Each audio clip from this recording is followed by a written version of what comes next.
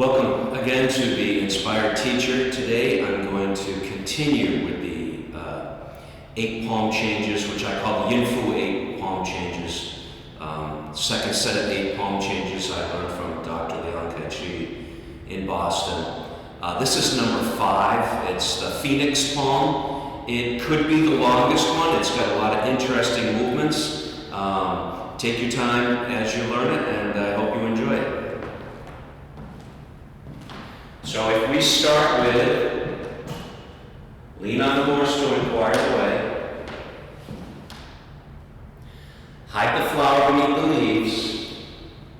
We're going to change the guard. We either do it from the beginning, like I'm doing now, or if I was doing my last number 4, I would change at the end of 4. So instead of going vertically up and down, I'm going to go horizontally. I'm going to turn, slide the bottom hand. As soon as the hands lose contact, I'm going to drop, circle, and this is palm down. This is the Phoenix palm, or the Phoenix circles the mountaintop. So it's different. If it's thumb down, it's the lion. If it's palm down, it's the Phoenix. So from this angle, instead of drilling and falling over, this is going to go straight ahead, circle,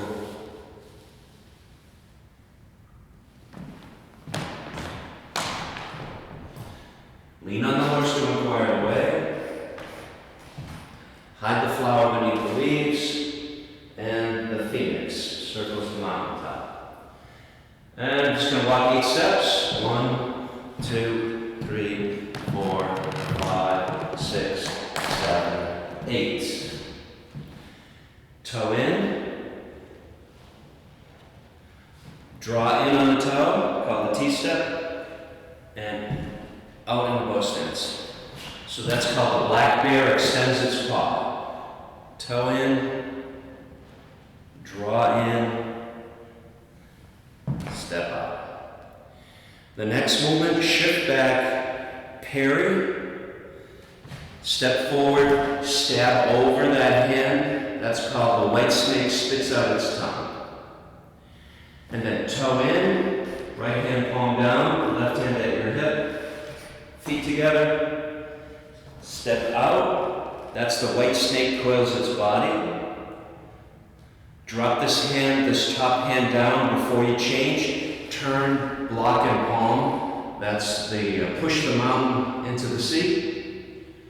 Change to a back stance, pull. Make sure your thumbs are trailing. Pull and split. That's called the bat. Falls to the ground. I'm just going to move a little bit on the circle because this one keeps going. From here, I'm going to change to a bow stance, lift and chamber, and then step in and push. That's called Liu Hai, frolics with the toe. Then toe in, make a triangle, feet together, scoop down. That's called the Great Python. It rolls on its back.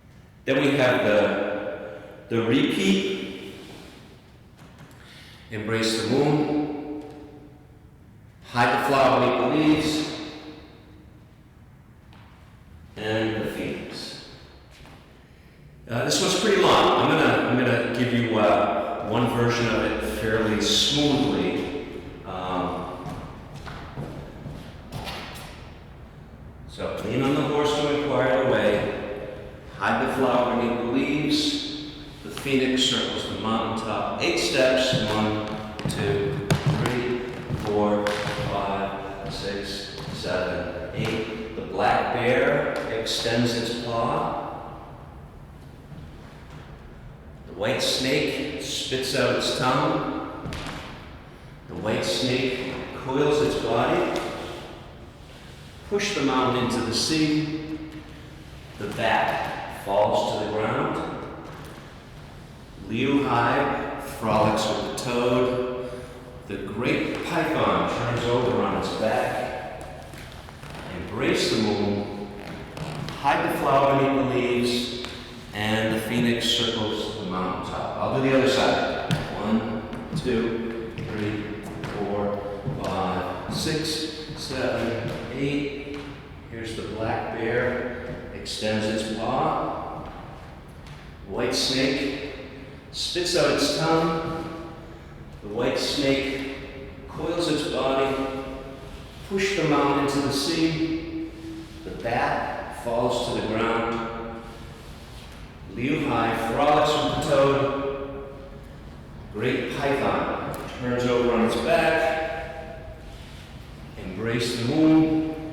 Hide the flower. If I was going to go on to number 6, I would do wild goose. If I'm just going to conclude, I could just do the phoenix and be done. Here is the phoenix palm. Both sides, left and right, done smoothly.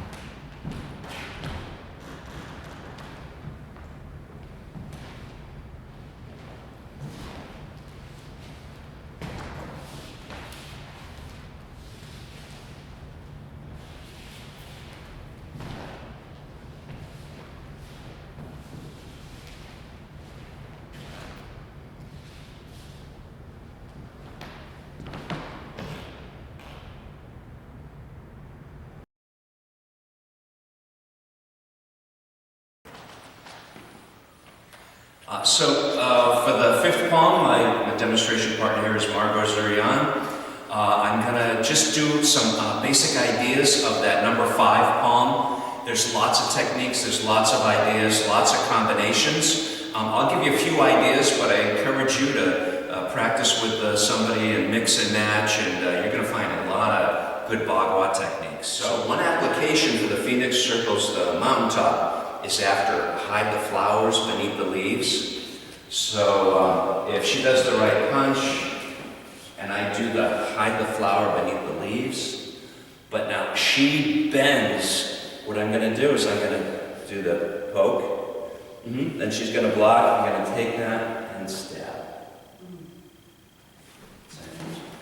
So there's your drill. When she gets out of there, I'm just going to do that. I'll tell you something. One finger in your eye is going to ruin your whole day. Here's one. Then I got to sweep that across. Here's another one. So that is the black bear stretches its paw. It's simply scooping a kick after a punch. So when I turn, I'm going to use the guard, and then after the kick, I'm going to catch, and so you can see where that would be like throwing somebody down. Or I could use it simply for 3 blocks. So I could do it a high block, and a middle block, and a high block. I could do it for 2 punches. High block and a low block, and then this could be a backhand. Sometimes when it's a simple circle or a simple technique, those have the most applications. If it's a complicated movement or a complicated technique, they usually just have 1. Now the white snake spits out its tongue. It's simply a parry and a stab. I can combine that with the black bear if I want, so I could just do this as protecting.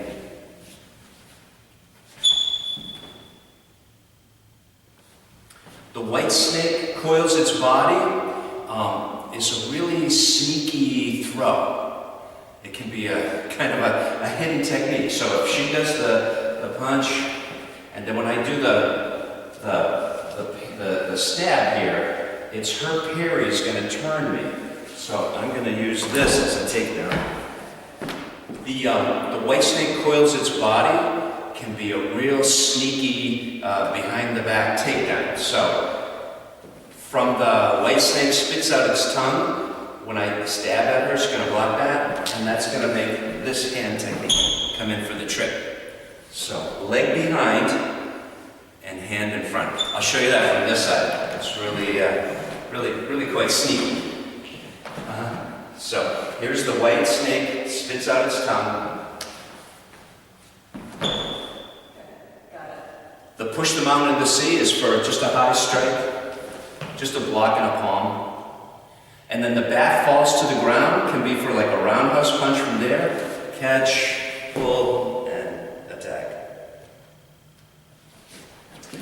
Or it can be from if she did the left punch high, and then like a back fist, so spinning back fist. Yep. I can use that as a block. And then the punch coming low, I can use this now and do an upward tangle for the Liu Hai frolics with the toad. So I could do it, I'll do that again. So this is the push the mountain into the sea. Now she spins around. Going to use that. This is the first part of the bat falls to the ground. And then low punch. This is the second part of the bat falls to the ground. Now I'm going to lift this up. I just want it to tangle. I'm not going to trap it. I just want it to tangle and buy me a half second for the hit. So that's it's just done really huge in the form. And then the great python coils its body. That can be, say, for a left punch. There's your basic block. A palm to straighten this out, and then here's the python to do the break. That is this part. If it's done with the right hand, then I'm going to use the palm to tie up that hand, so I'm going to make her block that. When she blocks that, that's going to tie her up for the throw. To make her arm go across her body, hard to slap out like that. So that's, this is really huge in the form. This big huge block, this big huge technique. But for practical use, it's actually done kind of small. So that should give you a few ideas for the fifth part.